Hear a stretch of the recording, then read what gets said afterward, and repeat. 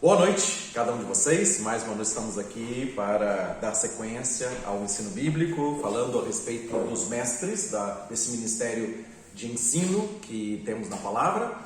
Então nós vamos começar a segunda aula falando a respeito desse assunto e não vamos falar do ministério diretamente, né? Mas falar a respeito do propósito que Deus tinha estabelecido através do ensino da sua palavra, que está escrito aqui. Nós vamos ler e compartilhar alguma coisa, né? Mas antes vamos ter uma palavra de oração. Que Deus nos abençoe nesta noite. Muito obrigado, Senhor Deus, pela vida de cada um que está aqui, aqueles que vão estar assistindo posteriormente, mas que realmente os nossos ouvidos estejam abertos para ouvir o que o Espírito do Senhor quer nos ensinar, nossas mentes sejam renovadas pela Tua palavra e nós possamos experimentar a perfeita vontade do Senhor nas nossas vidas, sendo forjado, Senhor Deus, instrumento nas Tuas mãos, para abençoar muitas outras vidas para a glória do Teu nome. Assim, amém. Eu peço sobre cada um de nós a Tua bênção, em nome de Jesus Cristo. Amém. Amém. Muito bem, eu vou ler com vocês um texto que não tem nada a ver com o ensino, tá? Diretamente, tá? Mas está em Êxodo, segundo livro da Bíblia, Êxodo, capítulo número 12, tá? E daí, eu vou ler com vocês e depois nós... 12. Diz assim. 12 o quê? 12:1, tá? 12:1. Começa a ler esse capítulo aqui rapidamente, com alguns detalhes aqui. E falou o Senhor a Moisés e Arão na terra do Egito, dizendo: Este mesmo mês vos será o princípio dos meses, será o primeiro dos meses do ano. Falai a toda a congregação de Israel, dizendo: Aos 10 deste mês, tome cada um para si um cordeiro, segundo as casas dos pais, um cordeiro para cada família. Mas se a família for pequena para um cordeiro, então tome um só com seu vizinho, e perto da sua casa, conforme o número das almas, cada um conforme o seu comer, fareis a conta conforme ao cordeiro. O cordeiro, ou cabrito, será sem mácula, um macho de 1 ano, o qual tomareis das ovelhas ou das cabras.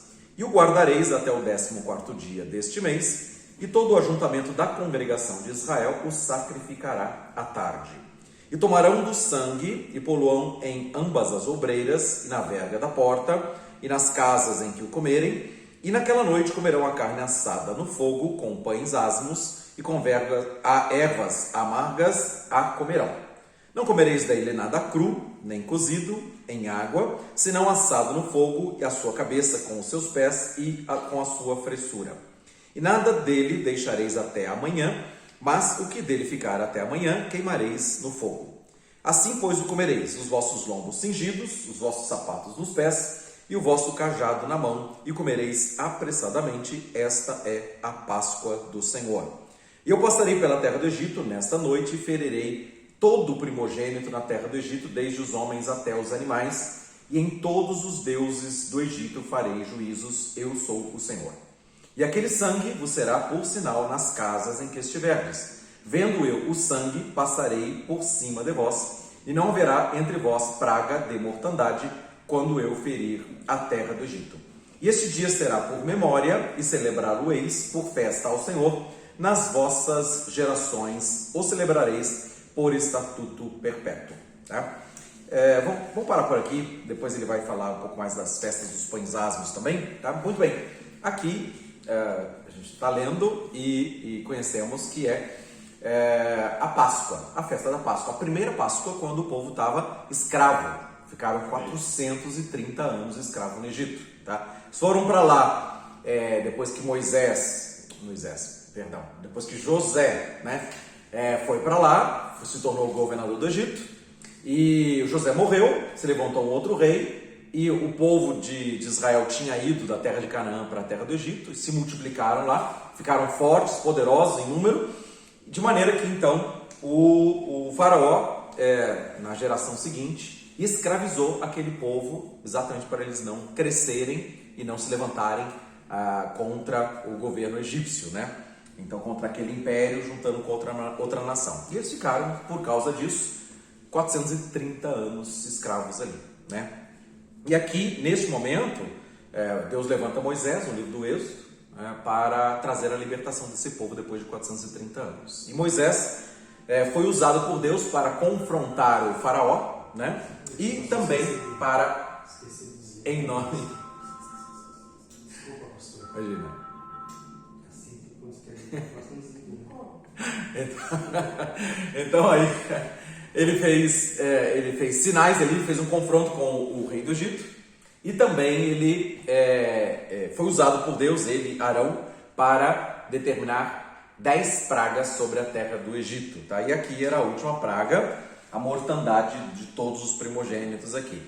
E aí então vem esta Páscoa, e aqui é interessante que nesse versículo aqui, no versículo 11, fala assim: esta é a Páscoa do Senhor. E no versículo 12 ele fala: e eu passarei pela terra do Egito esta noite e ferirei todo o primogênito.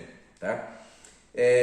Versículo 13: e aquele sangue vos será por sinal nas casas em que estiverdes, vendo eu o sangue, passarei por cima de vós, e não haverá entre vós praga da mortandade, quando eu ferir a terra do Egito. Muito bem.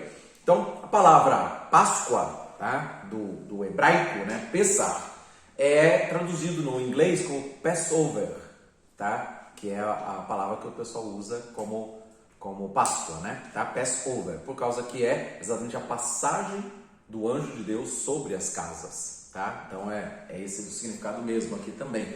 E ele fala isso nesses versículos, né? 11, 12 e 13, que ele ia passar por sobre as casas. Essa é a Páscoa, a passagem dele sobre as casas, causando mortandade para aquelas casas que não tivessem o sangue nas portas, tá? E passando sobre as casas que tivessem o sangue e não entrava naquelas casas, para que não ferisse ali as pessoas que estivessem, tá? Dentro daquela casa. E aqui tem uma ordenação que ele fez de pegar um cordeiro macho de 1 ano, sem defeito, e imolar este cordeiro e juntar a família inteira, ou então às vezes a família do vizinho, se a família fosse pequena, colocasse o vizinho junto, tá? Para que eles comessem toda a carne do cordeiro. Se sobrasse alguma coisa ainda, aí ia ser queimada fora, tá?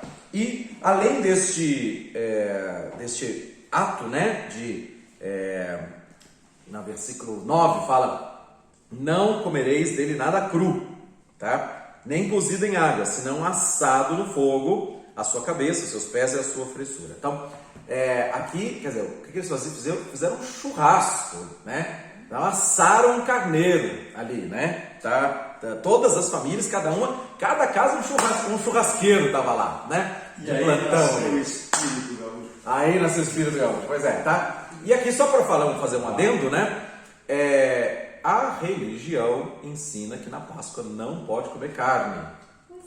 Pois é, né? Tá? Por quê? Porque por que a religião fala isso? Porque o cordeiro, né, tinha a simbologia da pessoa de Jesus Cristo, né? Então, como se fosse um pecado que você fosse comer da carne de Jesus Cristo. Então, eles proíbem de comer carne e vai todo mundo comprar bacalhau na época da Páscoa, comprar peixe lá também, tá? Mas, na verdade, o mandamento comam a carne do cordeiro. Então, para fazer churrasco na Páscoa, tá? Então, e não comer carne. É dia de comer churrasco, tá? Então, eles fizeram isso. E, aliás, aqui é uma coisa muito interessante. Ele diz assim: isto será uma celebração por todas as gerações como estatuto perpétuo, tá? Versículo de número 14, tá? Então isso vai ser uma memória para vocês, né, do que eu estou fazendo, vocês comerem esta Páscoa, comerem este cordeiro, né? E vai ser memorial para todas as gerações. Então, geração após geração, aqueles que fizeram a primeira, e os filhos dos filhos, e todo mundo foi, né? Até os dias de hoje, esta Páscoa é celebrada, tá?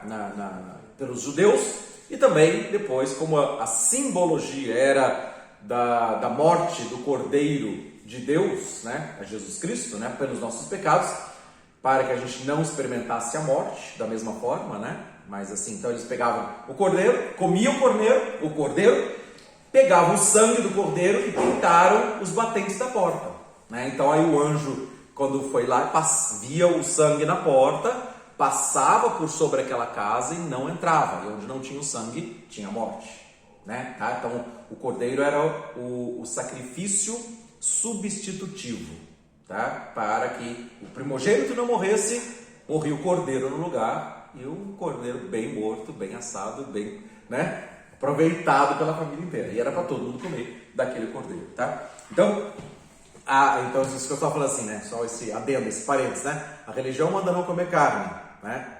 A Bíblia manda comer carne, tá? Porque aquilo é a simbologia do corpo de Cristo, tá? A gente está se apropriando de Jesus Cristo em nós, tá? Como a gente faz, né? Come uma carne, a proteína da carne vira a nossa proteína, né? Sabe? Então passa a ser parte do nosso corpo. E assim era também, né? Com eles, né?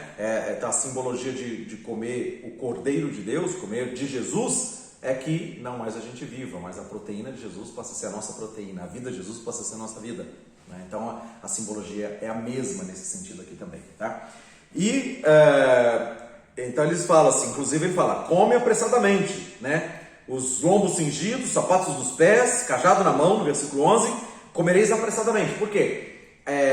Eles iam sair do Egito, tá? Então já está pronto para a viagem, tudo pronto. Ia comer a carne ali, né? E acabada a noite ali, já estava pronto para a viagem, já iam sair em retirada da terra do Egito, da escravidão, para caminhar para a terra prometida, tá? Então, todos esses rituais ali eles estavam fazendo naquele dia, conforme a ordem do Senhor. Então lá, pegava no 10º dia, no 14º do mês, então, juntava todo mundo, sacrificava o cordeiro à tarde, versículo 6, tá? Pegava o sacrifício e comia ele à tarde, fazia o sacrifício à tarde.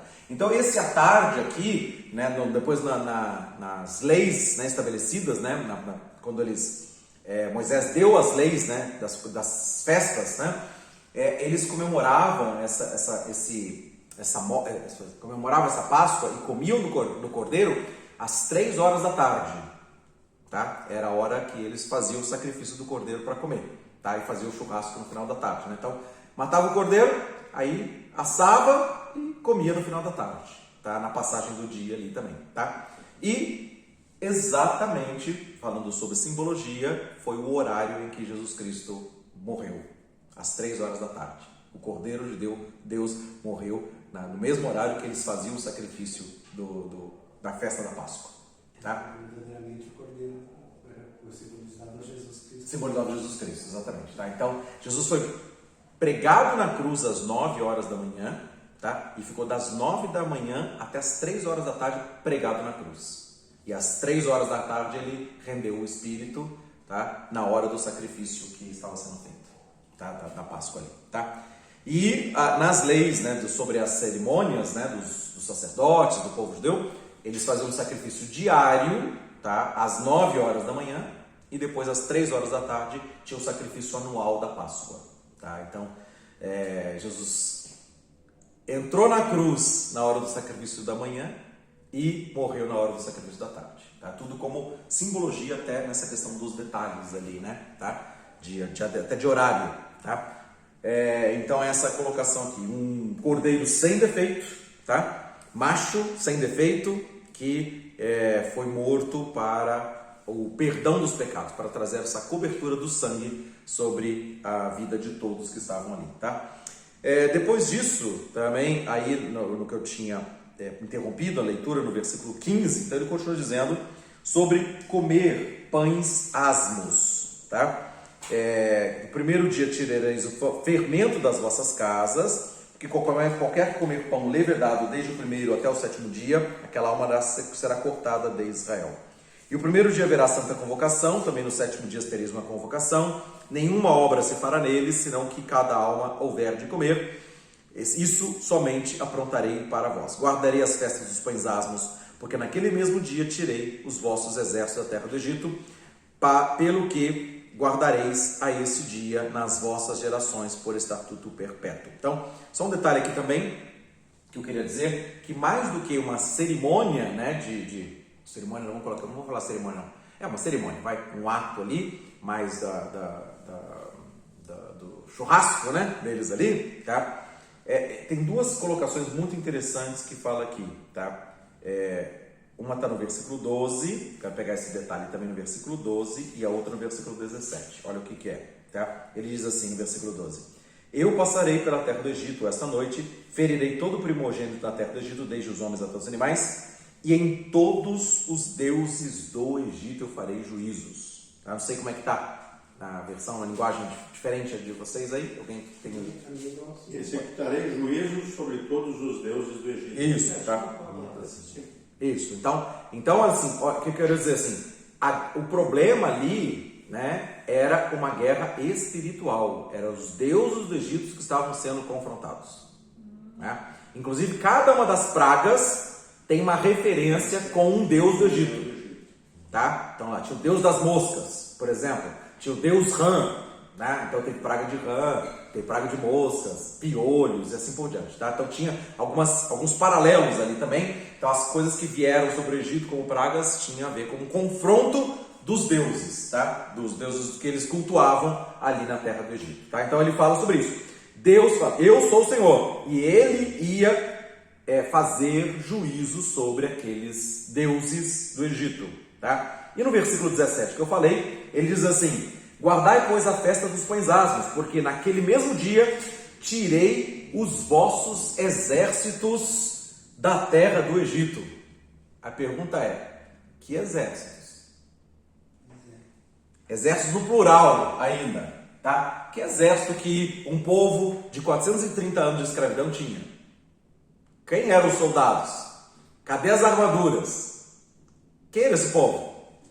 Era um povo escravo, não tinha exército nenhum, não tinha arma nenhuma. O próprio povo, né? Eu acho que ele... Os demônios.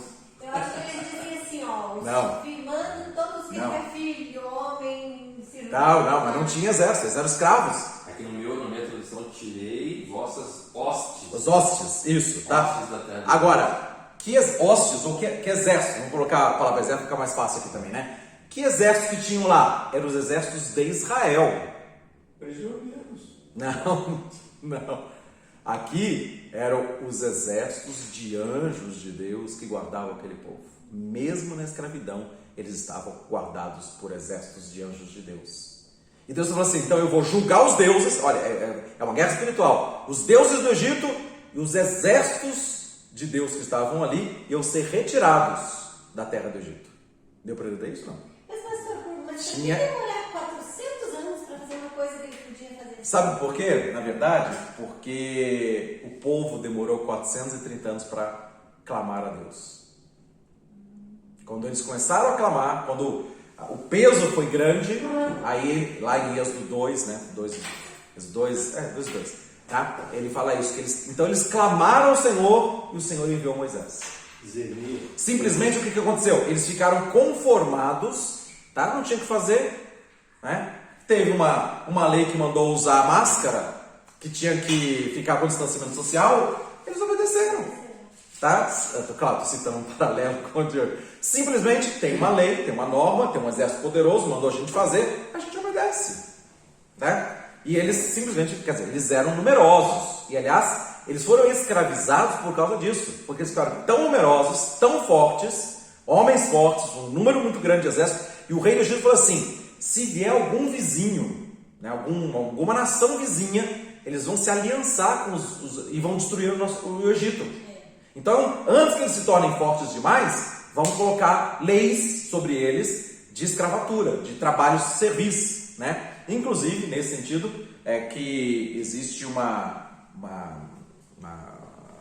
possibilidade, vou dizer assim, tá? Deles terem sido eles que construíram aquelas grandes pirâmides que estavam lá no Egito, tá? Todas aquelas obras, né, chamadas faraônicas, tá?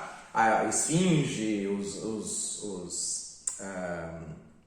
as pirâmides, tudo também, que era obra do povo de Israel que estava escravo. Eles fizeram aqueles monumentos lá que estão até os dias de hoje, tá? Então foi uma coisa, claro, tinha toda a engenharia, a matemática da egípcia, tudo também, eles eram peritos, né, em matemática, né, e construções, tudo também, mas a mão escrava, né, que trabalhou foi a mão judaica, né, que estava ali. Então está até os dias de hoje para provar, né, o que aconteceu ali. Simplesmente eles se submeteram, tá?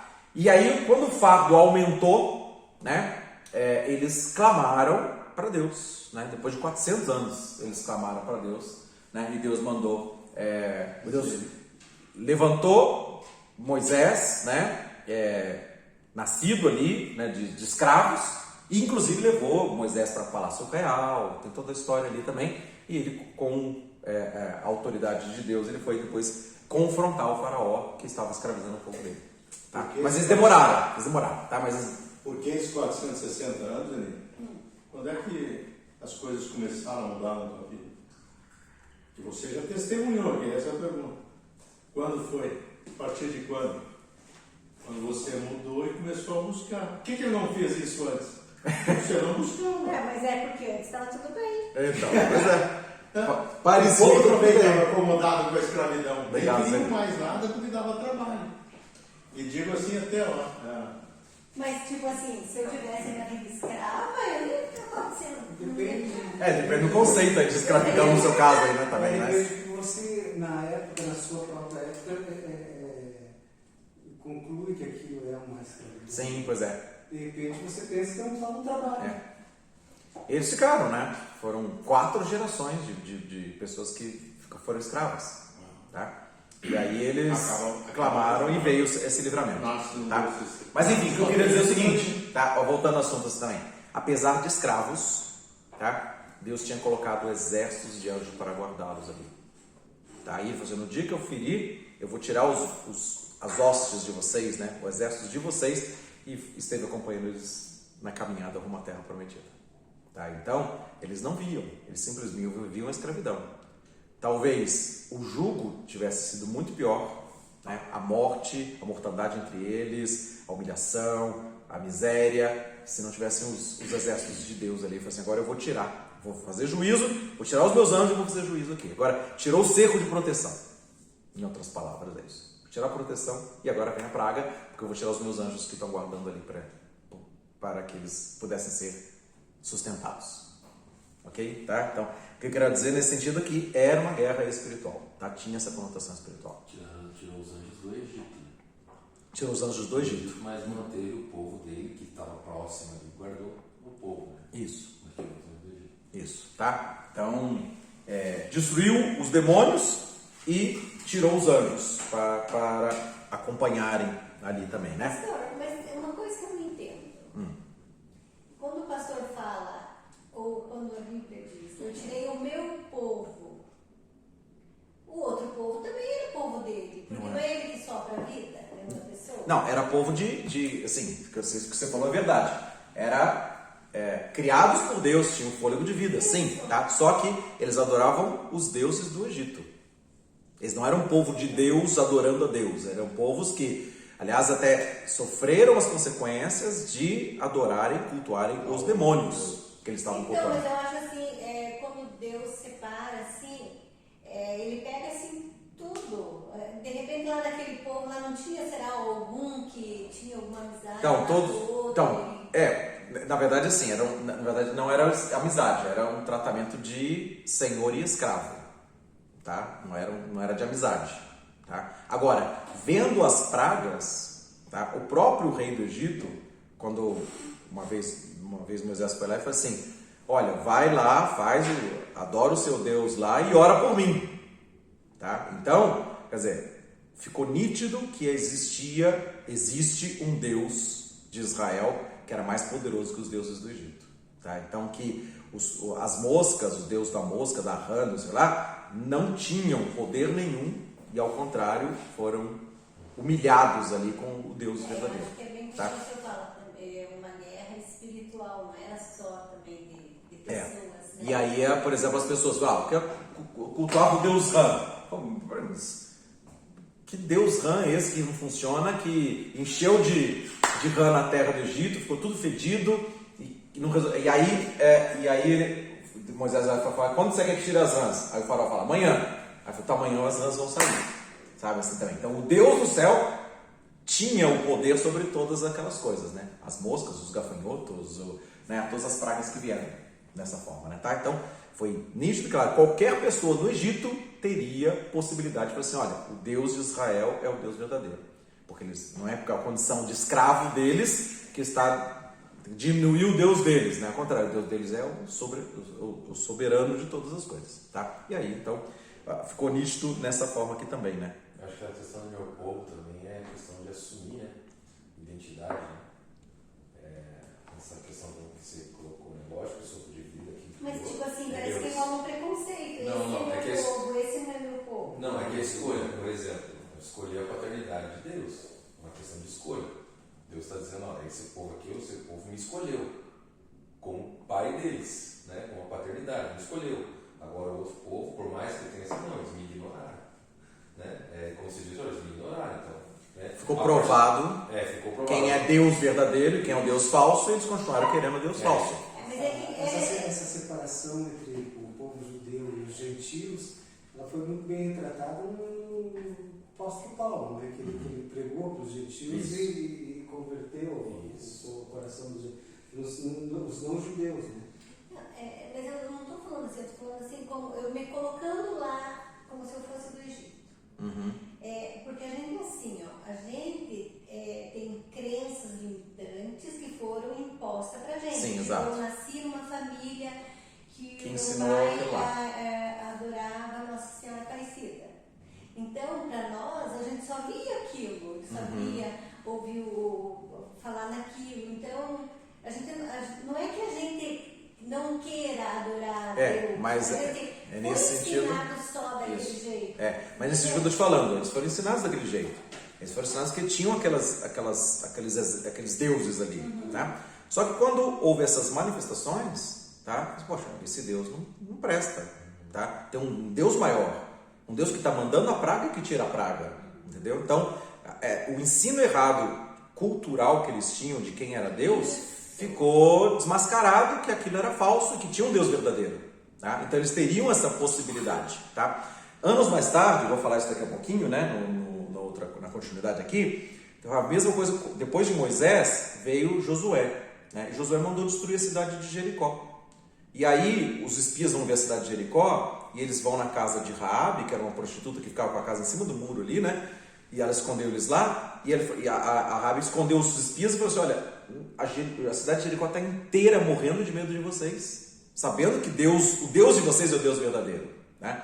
E nesse sentido que aí ela e a família dela foram as pessoas que foram salvas naquela cidade, porque tiveram essa oportunidade. Ela tomou uma decisão de falar assim: olha, o Deus de vocês é o Deus verdadeiro, então eu peço para vocês terem misericórdia de mim e da minha família. Né? E aí os espias falam assim: olha, então vamos fazer o seguinte, nós vamos invadir a cidade aqui mesmo, vai destruir tudo, né? Mas você coloca um fio escarlate na janela, né? E aí exatamente o fio escarlate como um símbolo de um sangue, né? Ali também, tá? Vai destruir tudo, mas a gente vai ver o fio escarlate e vai ficar como um memorial, e você e sua família vai ser salva. Junta todo mundo dentro de casa, que a sua casa não vai ser destruída, tá? Então teve o livre-arbítrio, teve a decisão, e assim também teria no Egito nesses anos anteriores aqui que nós estamos vendo. Eu sei que não assistiu. Ainda assistiu lá. É isso aí. Tá? A Bíblia ela deixa bem claro, né, pastor? Desde o princípio, né, dos dois irmãos. Né? Sim. Ele tinha chance de se arrepender. Ele recebeu, né? Ele sempre fala assim: não, mas não teve piedade. Mas se a gente for pesquisar bem a fundo, sempre houve uma válvula de escape, uma possibilidade de decisão. Exatamente. Tá? O próprio Deus falou com ele, com Esaú. Sim. Se você proceder bem, você vai ser aceito. Né? Então. Agora, se você proceder mal, o pecado jaz à porta. E o desejo vai ser contra você, o seu desejo vai ser contra você, e você tem que dominar o seu desejo. Né? E ele continuou desejando, morreu, matou o irmão e matou o Abel. Tá? Então é bem isso, mas teve um livre-arbítrio também, teve uma possibilidade. Foi a decisão de cada um. E aqui também, toda essa aqui, então, tem os exércitos ali também. E ele fala assim: olha, pelo que guardareis a este dia, nas vossas gerações, por estatuto perpétuo, no versículo 17 que nós estamos lendo ali. Exatamente, ele fala a respeito disso como uma coisa para ser guardada pelas gerações, tá? Perpetuamente. Aí ele continua dizendo: no primeiro mês, aos 14 dias do mês, à tarde, comereis pães asmos até o dia 21 do mês. 7 dias não se ache nenhum fermento nas vossas casas, pois qualquer que comer pão levedado, aquela alma será cortada da congregação de Israel, assim o estrangeiro como o natural da terra. Olha o versículo 19. O estrangeiro, tá? O natural da terra é o estrangeiro. Quer dizer, os dois tinham chance de obedecer o mandamento de Deus, tá? E essa questão de comer sem fermento, e ele fala depois no 20, nenhuma coisa levedada comereis, em todas as vossas habitações comereis pães ázimos, tá? É o pão sírio, né, tá? Que tem, é como se fosse um pão sírio pra gente ver, né? O pão árabe, tá? Que eles comem assim também, né? Então, era um pão que eles tinham. E qual que era a simbologia? O fermento tinha um símbolo de pecado, né? Tá? Depois na alegoria, né? Tá? Descrita na Bíblia, é o símbolo de pecado. Então, até o próprio apóstolo Paulo fala assim, tira o fermento da vida de vocês, né?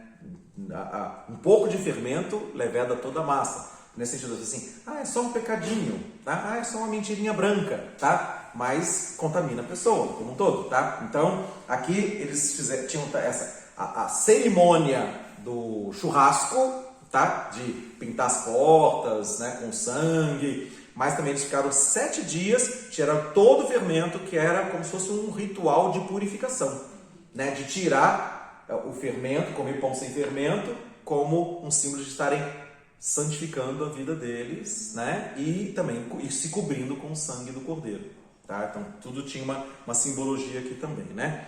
E aí vamos chegar nesse ponto aqui que eu quero, né? Chamou Moisés, pois, a todos os anciãos de Israel, versículo 21, e disse-lhes: escolhei e tomai vós cordeiros para as vossas famílias e sacrificai a Páscoa.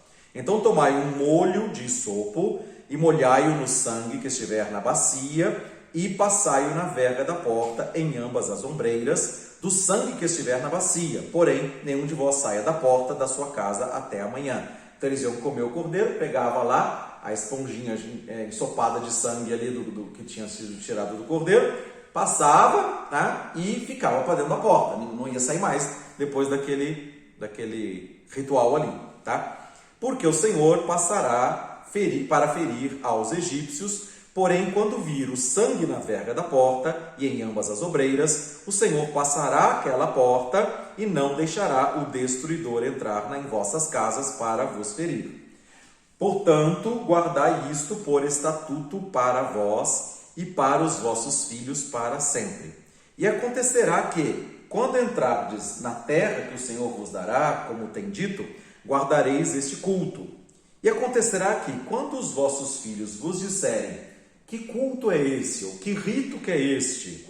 Então direis: esse é o sacrifício da Páscoa ao Senhor, que passou as casas dos filhos de Israel no Egito, quando feriu aos egípcios e livrou as nossas casas. Então o povo inclinou-se e adorou. E foram os filhos de Israel e fizeram isso como o Senhor ordenara a Moisés e Arão, assim o fizeram.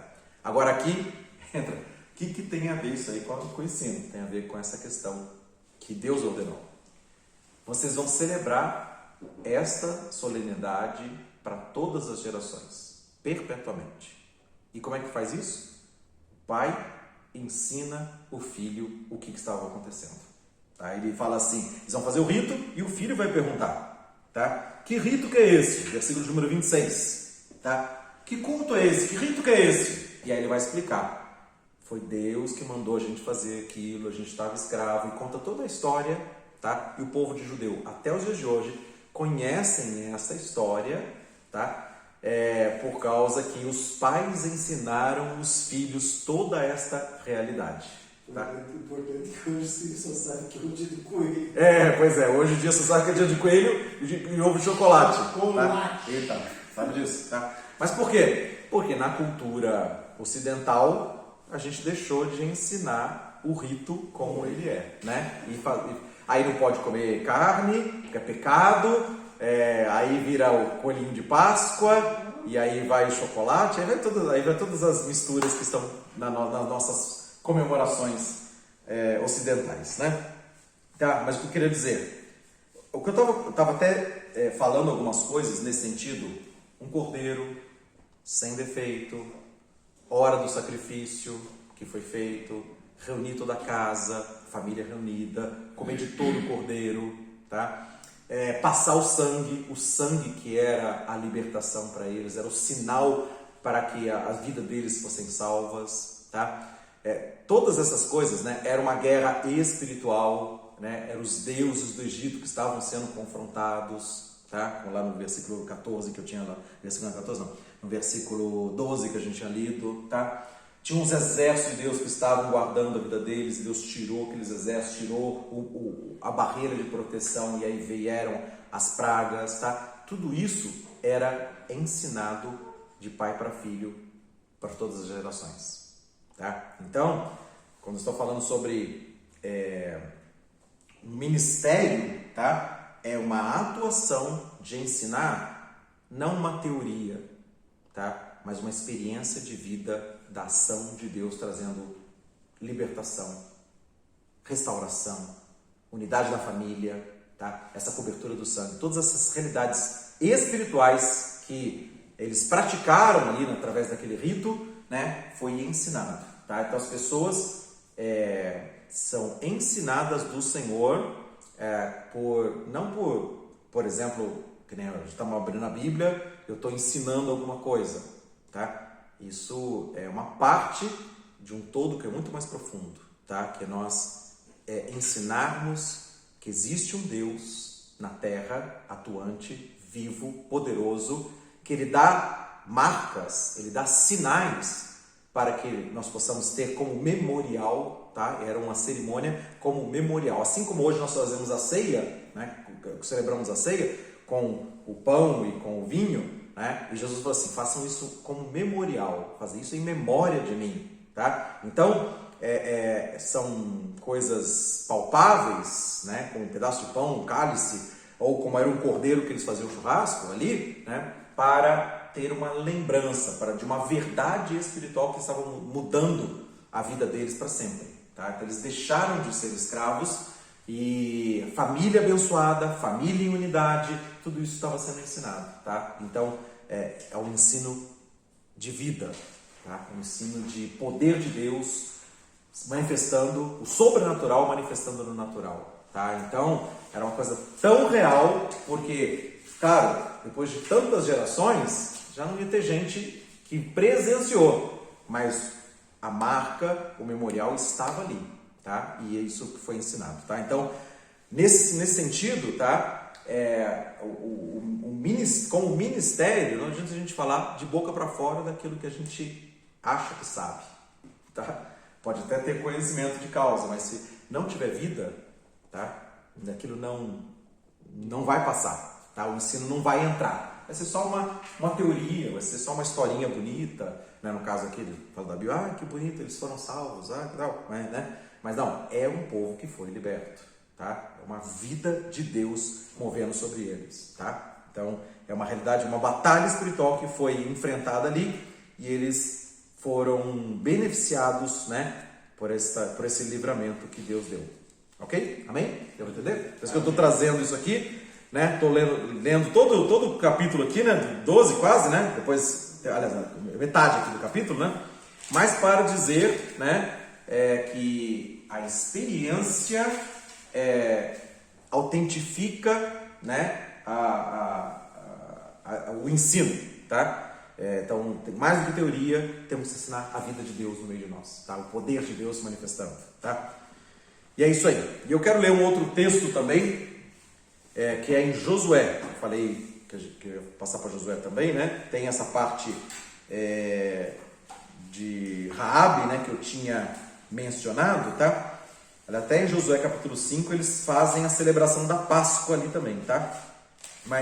E Josué 5 tem a celebração da Páscoa, e Josué 6, né, é quando eles cercam a cidade, né, e a Raabe e a família dela é salva, né, no finalzinho do capítulo, né, Josué 6, 22 a 27, tá bom? Então fala a respeito disso, tá?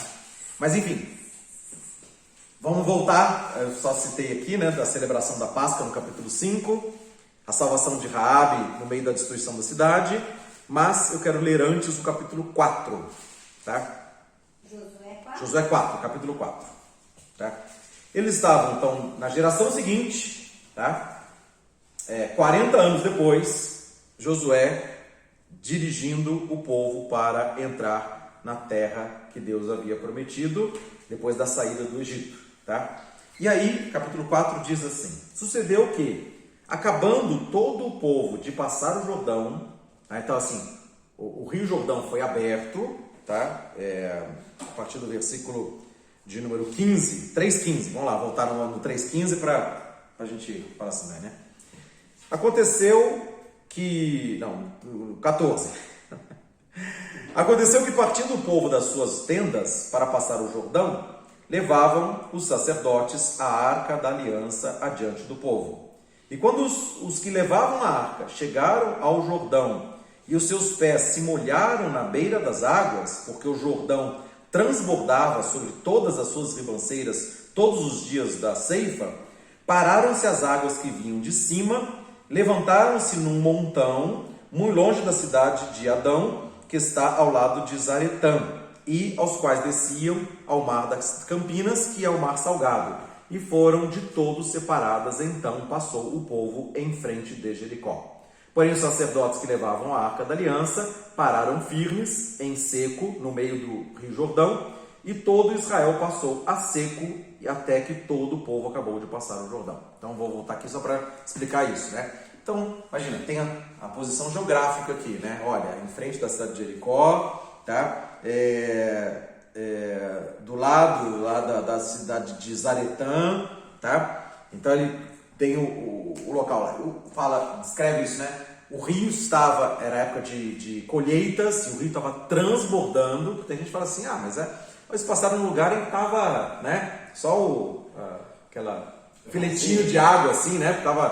Não, era tempo de cheia do rio, tá? Então, quer dizer, o rio estava transbordando. E aí os sacerdotes pegaram a arca, né, que tinha os 10 mandamentos, ali também, carregando nos ombros. Quando é que eles pisaram as águas se abriram, tá? Fez um paredão de um lado, tá? E eles foram até a metade do rio, e o povo, com o rio seco, foi passando para o outro lado do rio Jordão para entrar chegar em frente à cidade de Jericó, que depois eles foram conquistar, tá? Que está lá no versículo 6, capítulo 6, tá?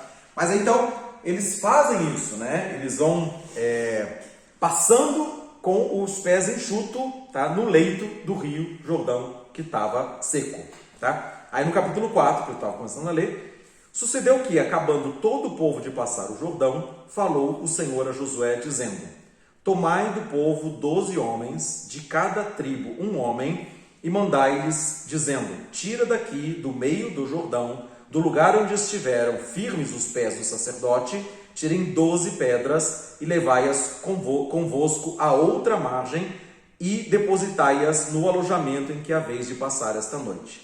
Chamou, pois, Josué os 12 homens, que escolheram dos filhos de Israel, de cada tribo um homem. Quer dizer, eram 12 tribos, né? Era um povo numeroso, mas tinham as famílias, né? Tinham as tribos, tá? Então ele pegou um representante de cada tribo de todo o povo, né? E disse Josué: passai adiante da arca do Senhor vosso Deus, ao meio do Jordão, cada um levante uma pedra sobre o ombro, segundo o número das tribos dos filhos de Israel, para que isso seja por sinal entre vós. E quando os vossos filhos no futuro perguntarem, dizendo: que significam estas pedras? Então lhes direis que as águas do Jordão se separaram diante da arca da aliança do Senhor. Passando ela pelo Jordão, separaram-se as águas do Jordão. Assim essas pedras serão para sempre por memorial aos filhos de Israel. Então aqui é a mesma direção que Deus deu, tá? Uma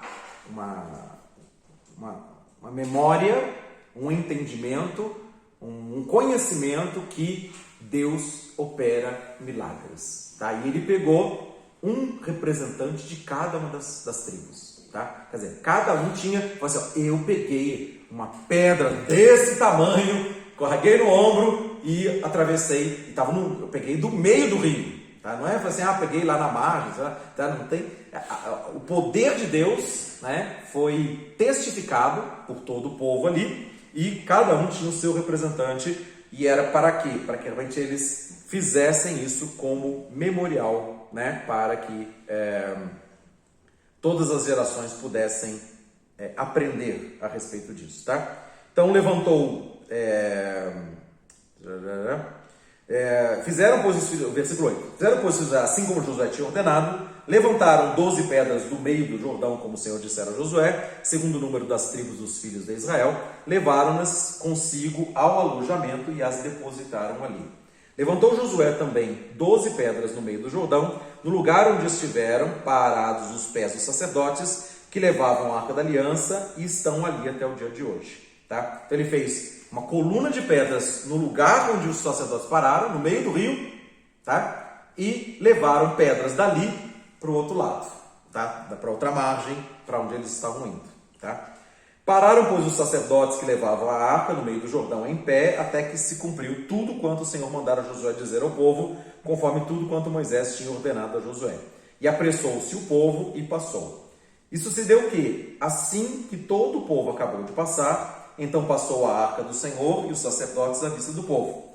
Passaram os filhos de Ruben, os filhos de Gade, meia tribo de Manassés, armados na frente com os filhos de Israel, como Moisés tinha falado, uns 40.000 homens de guerra armados passaram diante do Senhor para a batalha às campinas do Jericó. Naquele dia o Senhor engrandeceu a Josué diante dos olhos de todo Israel e temeram como haviam temido a Moisés todos os dias da sua vida. Tá? Falou, pois, o Senhor a Josué, dizendo: dá ordem aos sacerdotes que levam a arca de testemunhos que subam do Jordão.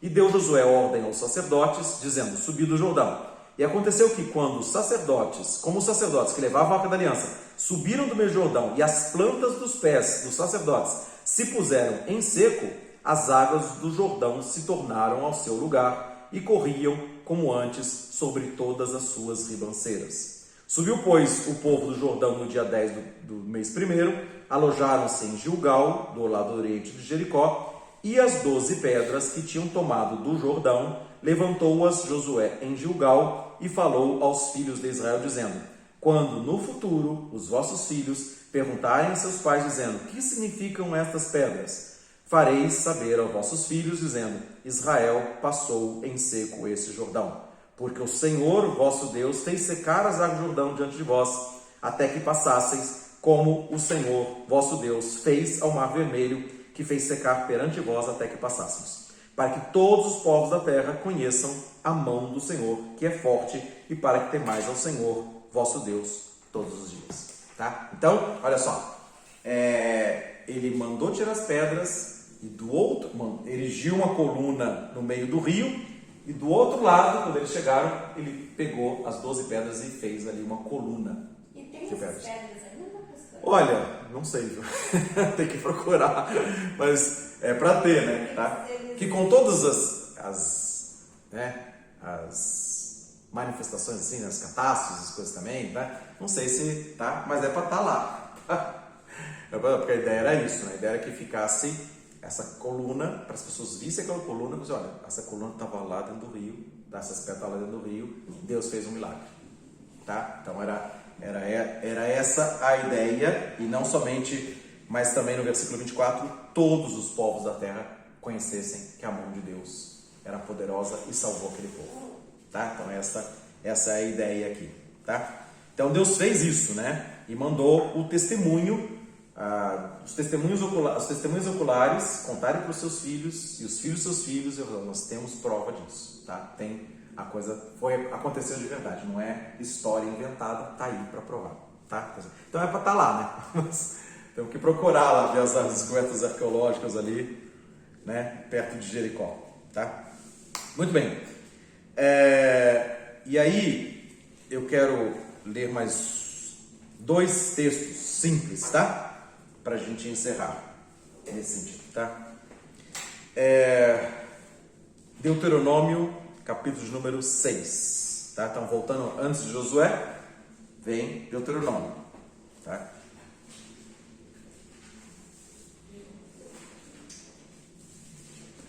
Deuteronômio, antes de Josué. O livro antes. Isso. Livro antes. 6.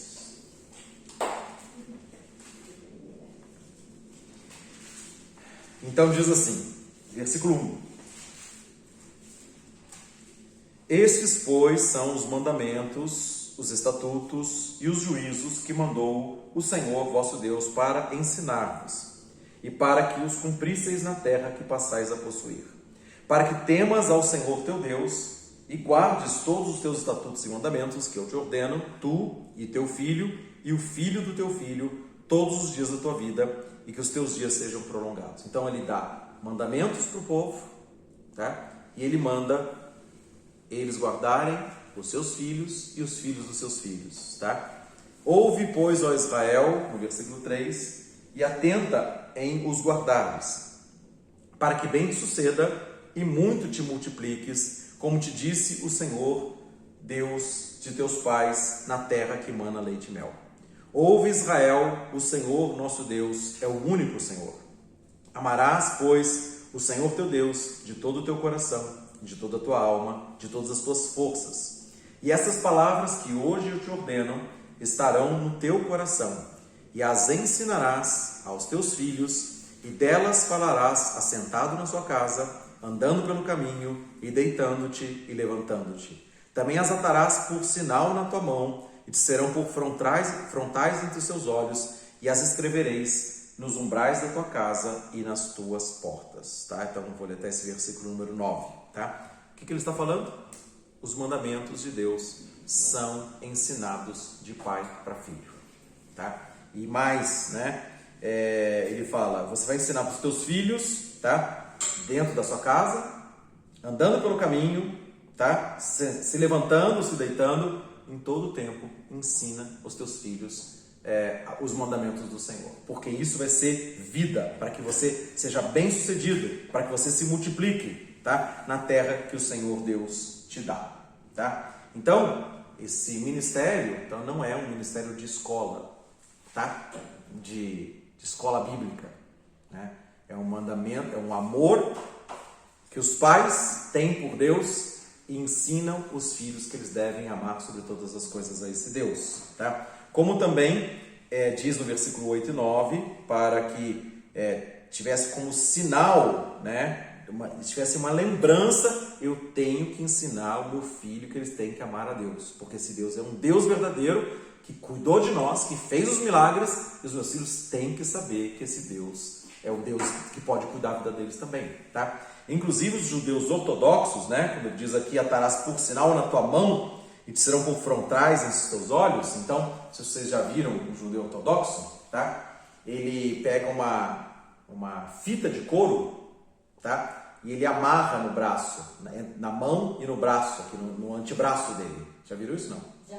Já, tá? Ele amarra, aquele negócio ali, ele amarra de apertar, de prender a circulação, de doer, tá? Como também ele coloca essa fita de couro aqui na testa e aqui na frente, né? Tem um filactério, né? Tem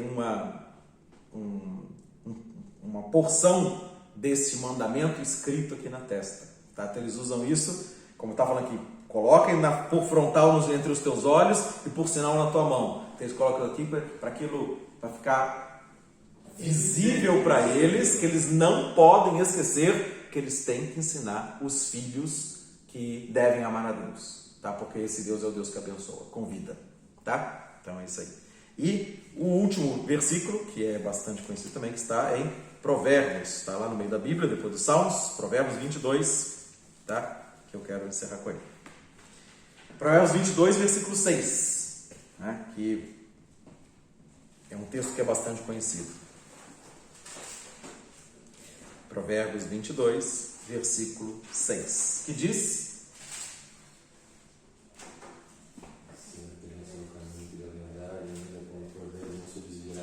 Isso aí, né? Tá? Depois de Salmos. Provérbios 22, 6. Ensina a criança no caminho que ela deve andar, tá? E quando ela envelhecer, quando ela for mais velha, não se desviará dele, tá? Então, o ministério de ensino não é para professores ou doutores da lei, né? É para um pai que ensina os filhos no caminho que eles estão andando, para que o filho também ande nesse caminho. Ou seja, não se desvie. Para todos nós, isso, tá? Para todos nós. Vendo os testemunhos de Deus, tá? Vendo os milagres de Deus, como aconteceu lá no Egito, como aconteceu lá na frente de Jericó, no Rio Jordão, tá? Ter uma vida com Deus, ter uma experiência com Deus e então, pessoal, olha, Deus fez comigo coisas extraordinárias. Eu tenho provas de Deus, eu tenho provas que Deus existe. Por isso, ama o Senhor de todo o teu coração, tá? E fala para o filho, andando no caminho, sentado na nossa casa, ao se deitar, ao se levantar, em todo o tempo, ensina o filho no caminho que ele deve andar. Porque ele vai aprender que esse Deus é um Deus que muda as histórias, tá? Que quebra os julgos, que tira da escravidão e traz para uma terra que emana leite e mel, tá? Que Deus faz prosperar o caminho daqueles que o temem, tá? E a gente tem o melhor ensino. Isso, quando a gente fala sobre ministério é um serviço. Nós estamos prestando um serviço para Deus, prestando um serviço para os nossos filhos, para as nossas famílias, ensinando o que eles podem ter de Deus, né? Ou ter a presença de Deus, ou ter o sangue do Cordeiro que vai cobrir a vida deles também, e o destruidor não vai matá-los. Tá? Existe uma proteção, existe um livramento, existe salvação, existe uma terra que manda leite e mel para aqueles que temem, amam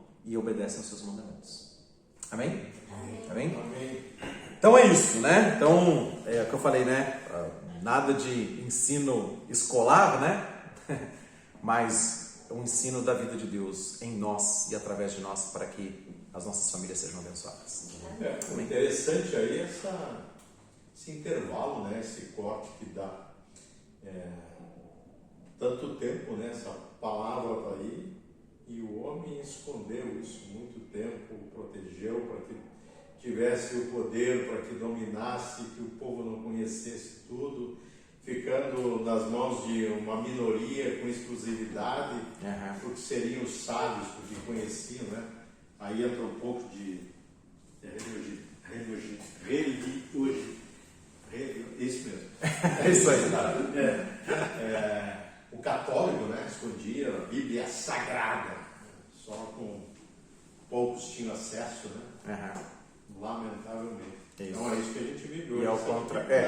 E ao contrário é isso, né? É tornar a coisa tão natural, né? E a simplicidade, né? Sim, a simplicidade, né? Estou sentado à mesa com os meus filhos e estou falando que Deus é bom, que Deus é verdadeiro, que Deus opera sinais, né? E com as marcas que eu trago, e aqui eu estou falando sobre memoriais, tá? Então, sinais de Deus, tá? Então, Deus fez o sinal do churrasco. Vamos comer churrasco. É um sinal de Deus. Tá? Olha que sinal pensado, né? É um sinal de que Deus deu a sua vida, tá? Por nós, que nós somos livres da morte. Tá? Vai comer churrasco, fala de Deus. Tá? Vai ver um monumento, tá? É um memorial de Deus. Tá? Coloca uma fitinha na janela, uma cortina, é Deus que dá salvação. Então, quer dizer, as obras de Deus são manifestas em toda a criação, tá? A gente vai ver no formigueiro, na florzinha, vai ver nas estrelas. Existe um Deus que está operando e Ele age nas nossas vidas e faz infinitamente mais daquilo que nós pedimos ou pensamos. Então a gente ensina isso com amor, é um serviço, é um ministério de ensino, de cuidado, de educação, de fortalecimento, de fé, de uma criança que vai crescer no caminho e não vai se desviar, né? Então, objetivo de famílias abençoadas por Deus, né? Tá? O que eu vi uma experiência ontem, bem dentro desse contexto, né, que mexeu bastante comigo. No começo eu fiquei, cara, que me deu até incomodado, até envergonhado diante de Deus. E depois eu agradeci, porque eu vi que eu estava fazendo a coisa certa. Porque assim, o Dudu, antes de ontem, ele começou a ficar um pouquinho ruim, né? Aí começou a reclamar de garganta. Daí, como medi, chegou a 38 de febre, será que é garganta mesmo e tal, né? E logo que a gente viu, ele pegou e deitou assim na cama do meu lado, assim, ficou assim, né? Daí eu falei, filho, tá bem? Como é que tá? O que você tá sentindo e tal, né? Daí, ele ficou olhando assim, eu vi que ele tava esperando alguma coisa. Sabe quando a pessoa tá olhando assim, esperando alguma coisa? Tava assim, tava me olhando assim, com uma cara que tá esperando assim. Eu fiquei, quem tá me olhando? Daí eu olhei pra ele assim, pai, você não vai orar? Na hora. Você não vai orar?